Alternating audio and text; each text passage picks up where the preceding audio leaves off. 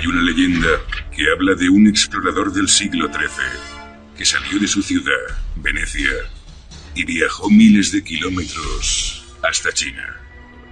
Allí, este gran aventurero gobernó una provincia, lideró grandes ejércitos en importantes batallas y regresó a su país con riquezas y también con el secreto de la pasta y los helados. Ocupó un lugar en los libros de historia como uno de los mayores viajeros del mundo. Pero, ¿lo fue? Hay muchas cosas que ves que no pueden ser verdad cuando se estudian. Los entendidos han examinado los antiguos textos chinos para corroborar los famosos viajes y han buscado en los registros venecianos evidencias del gran viajero. A pesar de las detalladas investigaciones en busca de posibles evidencias, su viaje está aún envuelto en misterios y dudas. Muchos incluso cuestionan que el gran explorador haya existido. Gente más preparada que yo ha sugerido que no existió alguien como Marco Polo. ¿Es la historia verdadera de una aventura real o una leyenda mitológica? Abrimos el expediente misterio de los viajes de Marco Polo.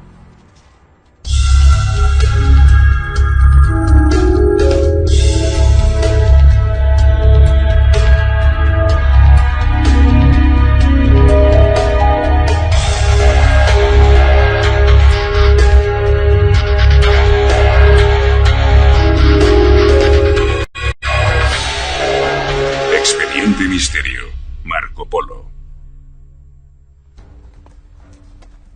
Marco Polo es conocido por ser un gran explorador, el primer europeo que fue a la China.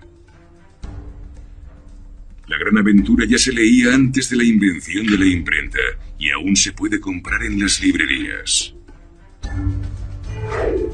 Frances Wood, conservadora de las colecciones chinas de la Biblioteca Británica, ha estudiado el libro con detalle. Creo que en la imaginación de mucha gente, Marco Polo era un audaz muchacho que salió de Venecia y llegó hasta China. En China conoció al fabuloso emperador, le sirvió durante 20 años y volvió a Venecia vestido con harapos, porque el viaje había sido muy duro, pero milagrosamente logró llevar consigo el secreto de los espaguetis y el helado y joyas cosidas en sus gastadas ropas.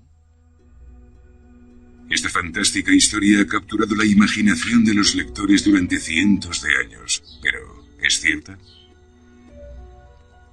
El doctor David Trotter es un experto en Marco Polo. Sostiene que Polo no fue el primer europeo que viajó a China. A pesar de lo que pensamos, Polo no fue el primer europeo. Hubo otras personas que estuvieron allí antes que él. Había gente que iba regularmente desde diferentes países europeos. Algunos elementos destacados de la historia de Marco Polo han sido tachados de falsos por los investigadores. Si el mismo veredicto se aplicara a toda la historia, las aventuras de Marco Polo no se podrían calificar como un relato histórico o geográfico de una persona real, sino como una leyenda inventada. Los eruditos examinan las evidencias objetivas de la historia e incluso cuestionan la existencia del personaje. Gente más preparada que yo ha sugerido que no existió alguien como Marco Polo. La historia dice que era un mercader de la ciudad italiana de Venecia que vivió durante el siglo XIII. El doctor David Trotter ha ido a Venecia buscando pruebas. Pero incluso la ciudad, que afirma ser la cuna de Marco Polo, no tiene muchos datos sobre uno de sus hijos más famosos. Sorprendentemente, en la actualidad hay muy pocos indicios de Marco Polo. Se decía que los miembros de la familia de Marco Polo adoptaron el apellido Milione para distinguirse de las otras muchas familias Polo de Venecia. Hay una plaza en la ciudad llamada Milione. Estamos buscando en la parte de Venecia donde probablemente estuvo la casa de Marco Polo. En varias casas hay placas que dicen que vivió ahí. El problema es que hay más de un edificio que exhibe esa placa. Pero no hay evidencias arqueológicas que sugieran que viviera en alguna de ellas. Alguien está equivocado, y creo que en parte se debe a la forma en que se desarrolló la leyenda. Aparte de las placas, Venecia no ofrece evidencias físicas de que Marco Polo viviera aquí, y ni tan solo de que existiera. No obstante, los archivos venecianos revelan una pista más sustancial. Hay un testamento que parece ser de alguien llamado Marco Polo. Los investigadores han descubierto un testamento que habla de un individuo llamado Marco Polo. Los archivos venecianos contienen los testamentos de varios Polo, incluyendo el de Marco Polo del 9 de enero de 1323 e incluso un inventario de sus bienes. Obviamente, esto demuestra el hecho de que había polos en Venecia, que hubo alguien llamado Marco Polo que vivía en Venecia. Es una prueba evidente de que existió un hombre llamado Marco Polo. El testamento también revela que pudo ir a China, porque relaciona bienes típicamente orientales. Por ejemplo, hay grandes cantidades de seda en el inventario. Una pequeña bolsa con ruibarbo se dice que es una posible prueba, ya que el ruibarbo provenía de Asia Central y China. Pero esos productos asiáticos no prueban que Marco Polo fuese a China. No hay nada que diga lo traje de China. Son cosas que podría tener un mercader veneciano, particularmente uno que comerciara con Oriente Próximo. No hay nada que diga que lo adquirió en China. Durante el siglo XIII había mucho comercio con China. Si no directamente, a través de los mercaderes que recorrían las antiguas rutas del continente y llegaban a Europa. Es posible que Polo comprara productos chinos sin salir de los límites de la ciudad. Pudo haber comprado esas cosas cuando regresaba de China, pero parecen ser el tipo de productos que solían vender los mercaderes venecianos importantes. Así que sigo pensando que ese testamento no asegura que ese hombre fuera a China. Aunque el testamento demuestra que un hombre llamado Marco Polo existió en Venecia durante el siglo XIII, no prueba que fuera a China. Nuevamente, el problema es que el testamento y los productos chinos mencionados no prueban nada concreto. La única prueba de las aventuras de Marco Polo es un libro que asegura ser el relato de sus viajes. Pero esta evidencia debe ser examinada con cuidado. No puedes ir a una librería, comprar una traducción moderna de Marco Polo y llegar muy lejos en las investigaciones. El primer problema para los investigadores es cuál de las copias del relato examinar. Hay más de 100 versiones diferentes. Frances Wood está trabajando en la Biblioteca Británica, una de las más grandes del mundo, y es depositaria de varias versiones diferentes del texto de Polo. Los relatos son muy diferentes y han cambiado a lo largo del tiempo. Si se leen las primeras versiones de los textos asociados a Marco Polo, se puede comprobar que son libros pequeños. Pero en otra versión de la historia... Aquí tenemos la edición de 1938. Y si comparamos los tamaños, es evidente que se ha ampliado. Leamos, por ejemplo, la descripción de la ciudad de Fuzhou, un importante puerto comercial del sur de China. Aquí, la ciudad de Fuzhou se describe en un único párrafo. Es muy corto, solo dice que es la capital de la provincia, que el Gran Khan tiene allí un ejército que vigila la costa, que hay un río y que se puede conseguir todo lo que quieras, perlas y maderas preciosas de India. Y punto.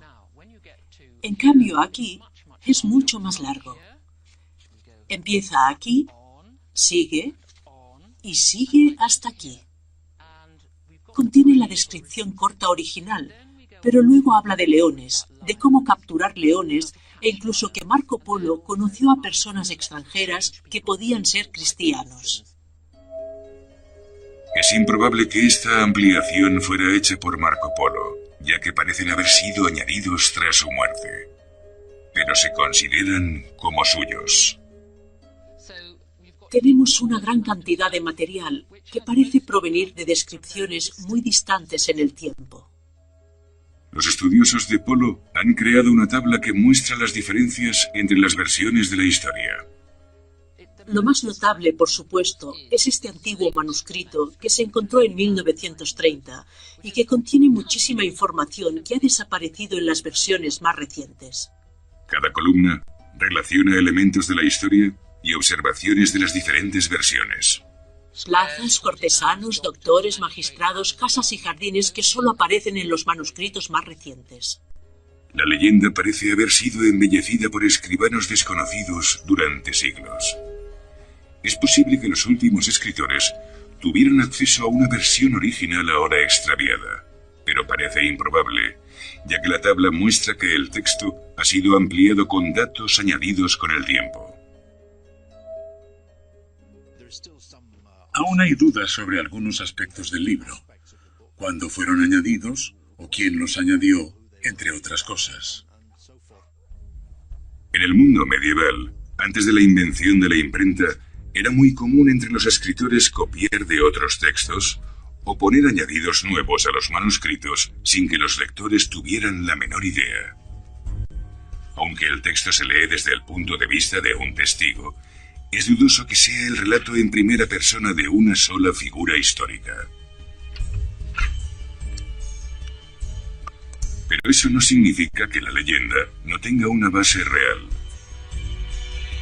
Es posible que las versiones posteriores se basen en el relato de un personaje histórico, pero no hay pruebas de ello. No sabemos qué aspecto tiene el texto original porque se ha perdido. Sin una fuente primaria, tenemos que volver a las copias más recientes que conocemos. Sabemos con certeza que el libro debía incluir cierta cantidad de material que es claramente ficticio, imaginario, legendario, parte del imaginario de las leyendas medievales sobre Oriente. Separar todo eso entre las diferentes versiones de la historia es tremendamente difícil. El relato está lleno de personajes fantásticos. Las mujeres de la zona fronteriza tibetana son descritas como una especie de prostitutas ninfómanas. Son divertidas. Hay gente que tiene cabeza de perro y gente que solo tiene una pierna y va saltando. Gente cuya cara está en medio del pecho y cosas así. Hay una extraña figura que es una mezcla de persona y unicornio y algo parecido a un mono con plumas y evoca, supongo, una visión particular de una parte desconocida del mundo donde nada es normal. Mientras que estas cosas nos parecen fantásticas, para el lector medieval no eran ningún problema. Ciertamente todo estaba de acuerdo con el concepto medieval de esos lugares remotos, muy lejos del escenario donde esas historias se daban por ciertas. Los relatos fantásticos eran comunes en ese tiempo, a pesar de que, en general, no se leían muchos libros. Pero la narración no puede ser clasificada como la descripción de un testigo. A pesar de que el libro se lee como un relato en primera persona y alude a la historia de Marco Polo, no fue escrito por él. No hay ninguna edición que afirme o niegue que la versión está escrita por Marco Polo. Eso es porque fue escrito por otra persona. La historia dice que Marco Polo dictó el relato a un escritor profesional llamado Rustichello. Se ganaba la vida escribiendo. Escribía novelas, a menudo con un toque histórico. Se dice que era el novelista favorito de Eduardo I de Inglaterra. Rustichello había escrito antes una fantasía romántica de la mítica leyenda del rey Arturo. El análisis de las primeras versiones de Rustichello sobre la historia de Marco Polo muestran que algunos capítulos se copiaron palabra por palabra, directamente de su fantástico relato. A principios del siglo XX, el investigador italiano Benedetto examinó parte del texto y determinó que había secciones que habían sido copiadas directamente de otros relatos de Rustichello. Rustichello no era periodista. No se dedicaba a escribir hechos. sino entretener a sus lectores. Los escritos artúricos de Rustichello se incorporaron al relato de Marco Polo, y eso demuestra sin ninguna duda que lo que conocemos como los viajes de Marco Polo no son realmente los relatos de Marco Polo. Las conclusiones de muchos autores es que la historia del libro de viajes de Marco Polo fue escrita por un autor de novelas fantásticas. Es posible que basara sus historias en leyendas y descripciones de China y en anécdotas de múltiples viajeros anónimos que pudieron estar en el país o haber oído hablar de él. Y después añadió algunos elementos fantásticos propios. Tal vez uno de esos viajeros fuera el mismo Marco Polo. Pero Francis Wood sugiere que el libro no puede ser el relato de un testigo, porque el texto tiene fallos al mencionar importantes detalles sobre China. Hay cosas que sorprendentemente no están incluidas, como el té. No habla de la Gran Muralla, no menciona los palillos ni los vendajes en los pies, que era algo muy arraigado entonces en China. Francis sugiere que es una prueba de que Rustichello no oyó la narración de labios de Marco Polo, ya que alguien que acababa de llegar de China habría incluido esas importantes descripciones. Otros entendidos ofrecen explicaciones diferentes. Creo que el hecho de que Marco Polo no mencionara algunas cosas no significa nada porque, por poner un ejemplo, si yo vengo aquí y no menciono San Marcos, eso no significa que no haya estado en Venecia. Simplemente quiere decir que no me he molestado en mencionar San Marcos. Puede ser que Rustichello no estuviera interesado en esos detalles. Si se envían 3 viajeros al mismo lugar y se les pide que lo describan, tendremos 3 narraciones totalmente diferentes. En el libro se asegura que Marco Polo puso fin al asedio de Xianjiang en 1279. Y es cierto que se sitió la ciudad, pero sabemos por los registros chinos que el asedio fue llevado a cabo por ingenieros persas, y lo que es más, terminó 2 años antes de que Marco Polo hubiera salido hacia China. Así que no puedo estar allí a menos que hubiera ido en avión. Tenemos un hecho, el asedio. Tenemos la falsa intervención de un italiano. Pero la gente no se pregunta si el resto del relato es verídico o no. Incluso la historia de cómo Rustichello conoció a Marco Polo y escribió sus aventuras no es muy fiable. La historia dice que cuando Marco Polo regresó de China, la ciudad de Venecia estaba en guerra con la ciudad rival de Génova. Polo fue capturado y se pidió un rescate. Y mientras estaba en prisión, conoció a Rustichello y le contó su historia. Es posible que ocurriera el episodio de la prisión, pero es necesario confirmarlo. No hay evidencias de la captura o el encarcelamiento. Los investigadores no han localizado una batalla en particular en la que ocurriera eso. No se conoce ninguna confrontación entre Génova y Venecia en el momento que lo señala el relato. Creo que la leyenda del encarcelamiento puede ser verdad, pero es perfectamente posible considerarlo como un artificio literario. Pero muchos creen que el libro es muy detallado en las descripciones de China para ser inventado. Es posible que Rustichello escribiera una historia ficticia basada en una investigación intensiva de lo que tenía a su disposición, pero no es probable. Hay demasiados datos en el texto, demasiados datos de los viajes que parecen proceder de las observaciones de un testigo. ¿Pero fue Marco Polo ese testigo? Bueno, el problema es que el libro da las pruebas del viaje del que todos hablan. Y ese es el problema. Es una historia plagada de inexactitudes, de leyendas y pura fantasía, que no fue escrita por un tal Marco Polo, sino por un escritor profesional de novelas, y es la única prueba de que una persona llamada Marco Polo realizó esos viajes.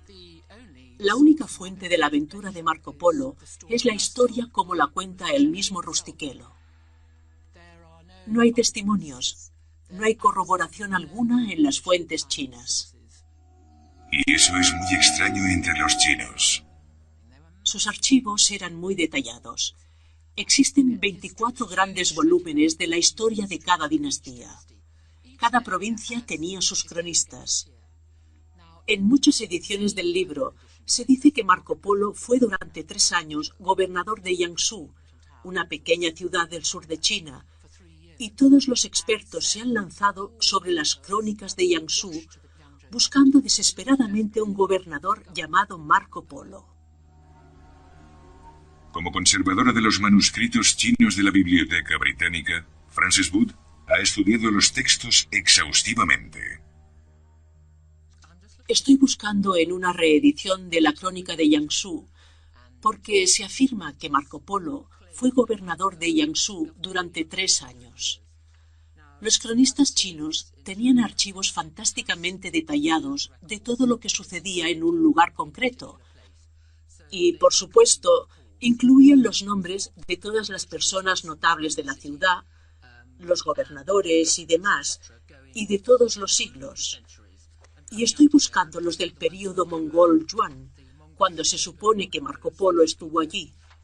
Y he buscado, he leído todos los nombres y no hay ninguno que se corresponda con Marco Polo. La ausencia de evidencias en los archivos chinos es convincente. Hay una laguna en las pruebas documentales chinas que es difícil discutir, porque es incomprensible que alguien que ocupara una posición tan importante como la de Polo no fuera incluido en los archivos del muy complejo sistema de archivos chino.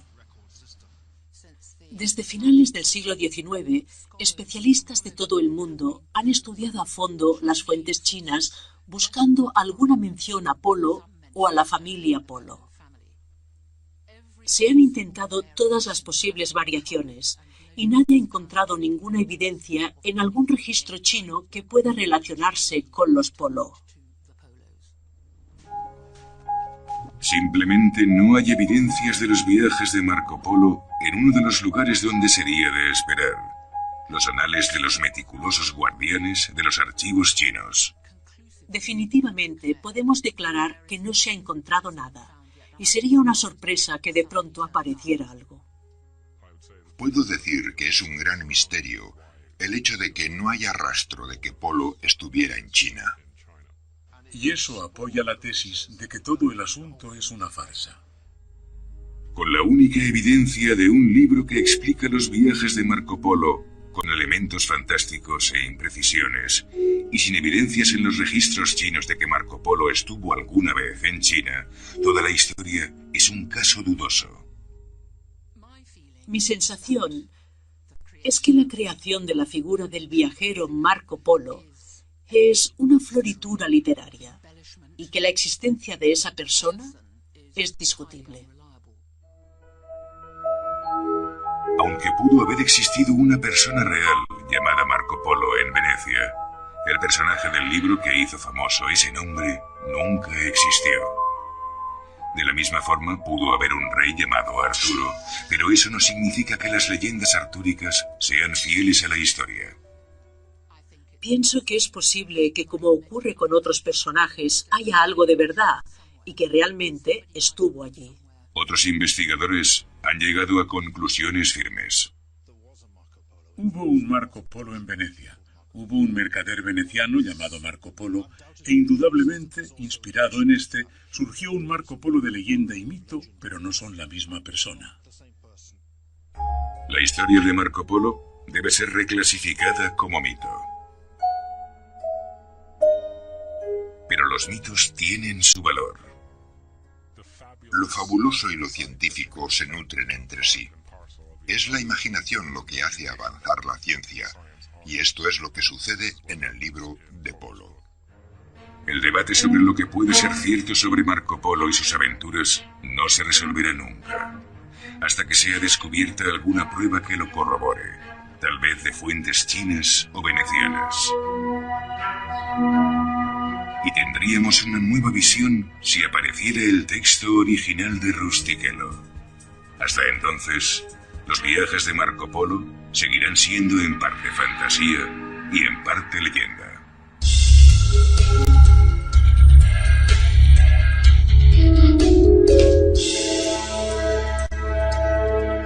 Milione para distinguirse de las otras muchas familias Polo de Venecia. Hay una plaza en la ciudad llamada Milione. Estamos buscando en la parte de Venecia donde probablemente estuvo la casa de Marco Polo. En varias casas hay placas que dicen que vivió ahí. El problema es que hay más de un edificio que exhibe esa placa. Pero no hay evidencias arqueológicas que sugieran que viviera en alguna de ellas. Alguien está equivocado, y creo que en parte se debe a la forma en que se desarrolló la leyenda. Aparte de las placas, Venecia no ofrece evidencias físicas de que Marco Polo viviera aquí, y ni tan solo de que existiera. No obstante, los archivos venecianos revelan una pista más sustancial. Hay un testamento que parece ser de alguien llamado Marco Polo. Los investigadores han descubierto un testamento que habla de un individuo llamado Marco Polo. Los archivos venecianos contienen los testamentos de varios Polo, incluyendo el de Marco Polo del 9 de enero de 1323 e incluso un inventario de sus bienes.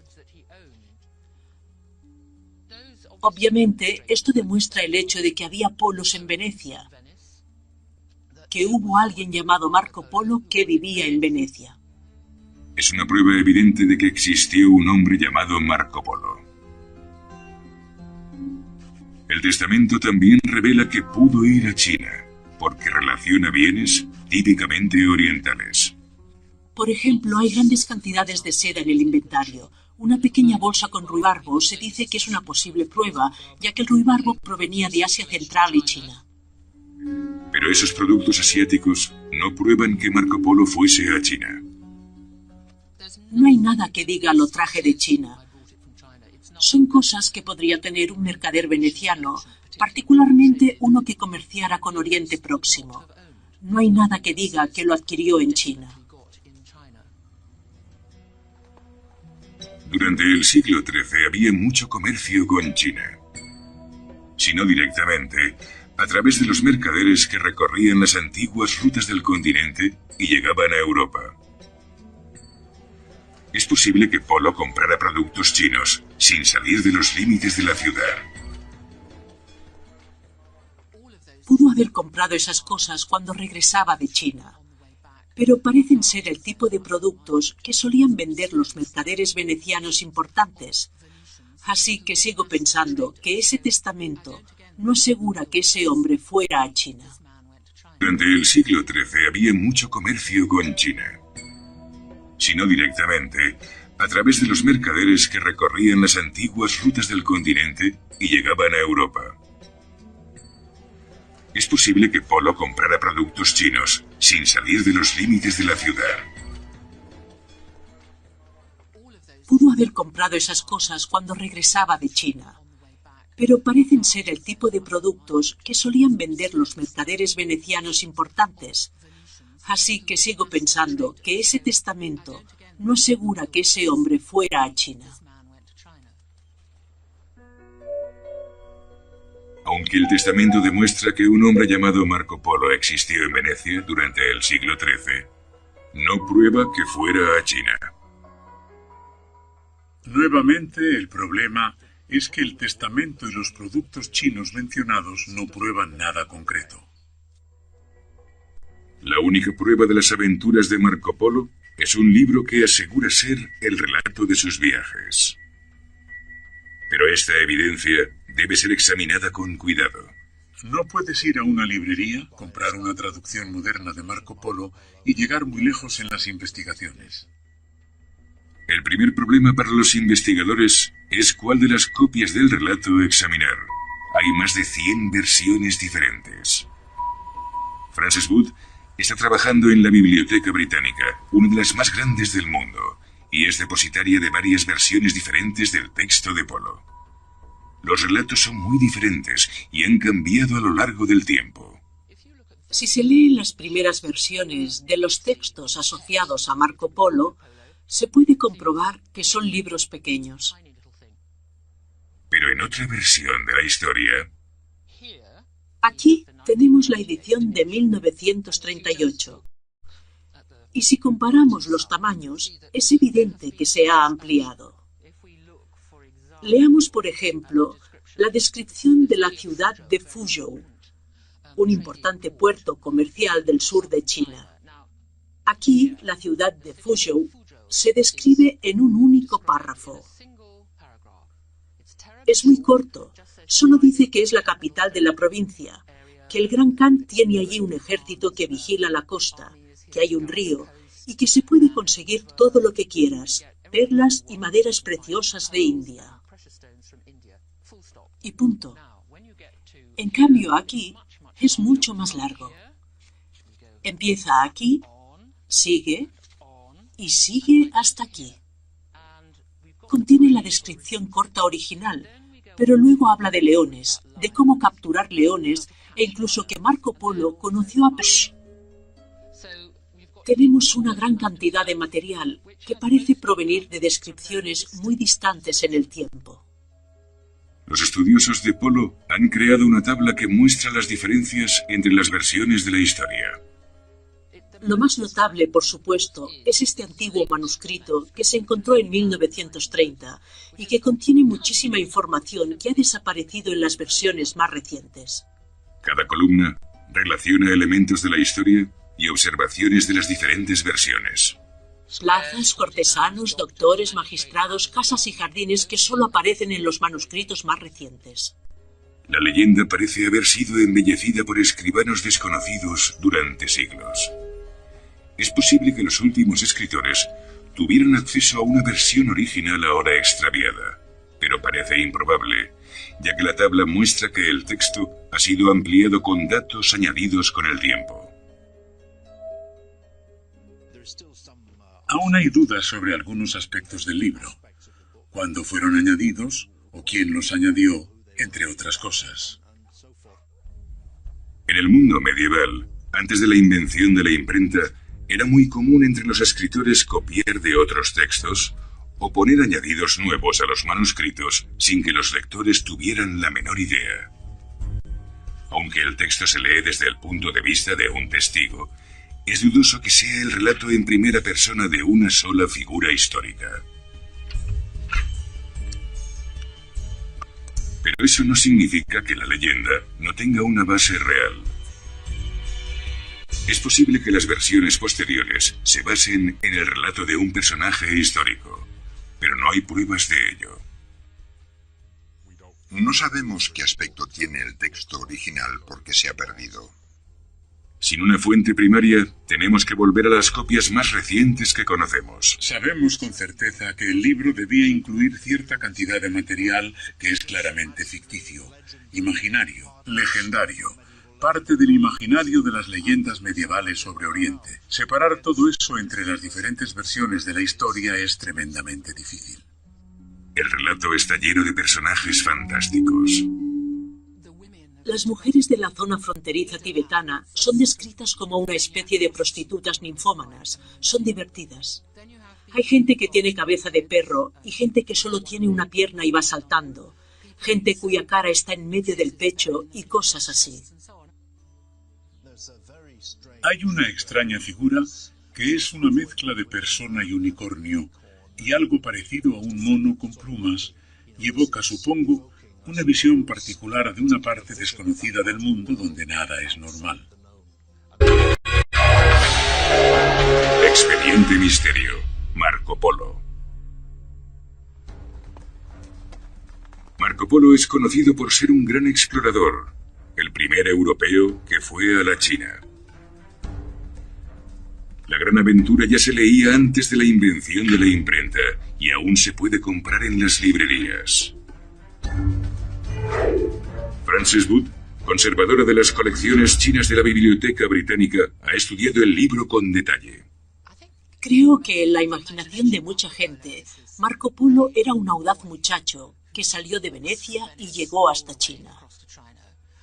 En China conoció al fabuloso emperador, le sirvió durante 20 años y volvió a Venecia vestido con harapos, porque el viaje había sido muy duro, pero milagrosamente logró llevar consigo el secreto de los espaguetis y el helado y joyas cosidas en sus gastadas ropas. Esta fantástica historia ha capturado la imaginación de los lectores durante cientos de años, pero ¿es cierta? El doctor David Trotter es un experto en Marco Polo. Sostiene que Polo no fue el primer europeo que viajó a China. A pesar de lo que pensamos, Polo no fue el primer europeo. Hubo otras personas que estuvieron allí antes que él. Había gente que iba regularmente desde diferentes países europeos. Algunos elementos destacados de la historia de Marco Polo han sido tachados de falsos por los investigadores. Si el mismo veredicto se aplicara a toda la historia, las aventuras de Marco Polo no se podrían calificar como un relato histórico o geográfico de una persona real, sino como una leyenda inventada. Los eruditos examinan las evidencias objetivas de la historia e incluso cuestionan la existencia del personaje. Gente más preparada que yo ha sugerido que no existió alguien como Marco Polo. La historia dice que era un mercader de la ciudad italiana de Venecia que vivió durante el siglo XIII. El doctor David Trotter ha ido a Venecia buscando pruebas. Pero incluso la ciudad, que afirma ser la cuna de Marco Polo, no tiene muchos datos sobre uno de sus hijos más famosos. Sorprendentemente, en la actualidad hay muy pocos indicios de Marco Polo. Se decía que los miembros de la familia de Marco Polo adoptaron el apellido Milione para distinguirse de las otras muchas familias Polo de Venecia. Hay una plaza en la ciudad llamada Milione. Estamos buscando en la parte de Venecia donde probablemente estuvo la casa de Marco Polo. Pero eso no significa que la leyenda no tenga una base real. Es posible que las versiones posteriores se basen en el relato de un personaje histórico, pero no hay pruebas de ello. No sabemos qué aspecto tiene el texto original porque se ha perdido. Sin una fuente primaria, tenemos que volver a las copias más recientes que conocemos. Sabemos con certeza que el libro debía incluir cierta cantidad de material que es claramente ficticio, imaginario, legendario, parte del imaginario de las leyendas medievales sobre Oriente. Separar todo eso entre las diferentes versiones de la historia es tremendamente difícil. El relato está lleno de personajes fantásticos. Las mujeres de la zona fronteriza tibetana son descritas como una especie de prostitutas ninfómanas. Son divertidas. Hay gente que tiene cabeza de perro y gente que solo tiene una pierna y va saltando. Gente cuya cara está en medio del pecho y cosas así. Hay una extraña figura que es una mezcla de persona y unicornio y algo parecido a un mono con plumas y evoca, supongo, una visión particular de una parte desconocida del mundo donde nada es normal. Mientras que estas cosas nos parecen fantásticas, para el lector medieval no eran ningún problema. Ciertamente todo estaba de acuerdo con el concepto medieval de esos lugares remotos, muy lejos del escenario donde esas historias se daban por ciertas. Los relatos fantásticos eran comunes en ese tiempo, a pesar de que, en general, no se leían muchos libros. Pero la narración no puede ser clasificada como la descripción de un testigo. A pesar de que el libro se lee como un relato en primera persona y alude a la historia de Marco Polo, no fue escrito por él. No hay ninguna edición que afirme o niegue que la versión está escrita por Marco Polo. Eso es porque fue escrito por otra persona. La historia dice que Marco Polo dictó el relato a un escritor profesional llamado Rustichello. Se ganaba la vida escribiendo. Escribía novelas, a menudo con un toque histórico. Se dice que era el novelista favorito de Eduardo I de Inglaterra. Rustichello había escrito antes una fantasía romántica de la mítica leyenda del rey Arturo. El análisis de las primeras versiones de Rustichello sobre la historia de Marco Polo muestran que algunos capítulos se copiaron palabra por palabra, directamente de su fantástico relato. Y de todos los siglos. Y estoy buscando los del período mongol Yuan, cuando se supone que Marco Polo estuvo allí. Y he buscado, he leído todos los nombres y no hay ninguno que se corresponda con Marco Polo. La ausencia de evidencias en los archivos chinos es convincente. Hay una laguna en las pruebas documentales chinas que es difícil discutir, porque es incomprensible que alguien que ocupara una posición tan importante como la de Polo no fuera incluido en los archivos del muy complejo sistema de archivos chino. Desde finales del siglo XIX, especialistas de todo el mundo han estudiado a fondo las fuentes chinas buscando alguna mención a Polo o a la familia Polo. Se han intentado todas las posibles variaciones y nadie ha encontrado ninguna evidencia en algún registro chino que pueda relacionarse con los Polo. Simplemente no hay evidencias de los viajes de Marco Polo en uno de los lugares donde sería de esperar: los anales de los meticulosos guardianes de los archivos chinos. Definitivamente podemos declarar que no se ha encontrado nada, y sería una sorpresa que de pronto apareciera algo. Puedo decir que es un gran misterio el hecho de que no haya rastro de que Polo estuviera en China. Y eso apoya la tesis de que todo el asunto es una farsa. Con la única evidencia de un libro que explica los viajes de Marco Polo, con elementos fantásticos e imprecisiones, y sin evidencias en los registros chinos de que Marco Polo estuvo alguna vez en China, toda la historia es un caso dudoso. Mi sensación es que la creación de la figura del viajero Marco Polo es una floritura literaria y que la existencia de esa persona es discutible. Aunque pudo haber existido una persona real llamada Marco Polo en Venecia, el personaje del libro que hizo famoso ese nombre nunca existió. De la misma forma, pudo haber un rey llamado Arturo, pero eso no significa que las leyendas artúricas sean fieles a la historia. Pienso que es posible que, como ocurre con otros personajes, haya algo de verdad y que realmente estuvo allí. Otros investigadores han llegado a conclusiones firmes. Hubo un Marco Polo en Venecia. Hubo un mercader veneciano llamado Marco Polo, e indudablemente, inspirado en este, surgió un Marco Polo de leyenda y mito, pero no son la misma persona.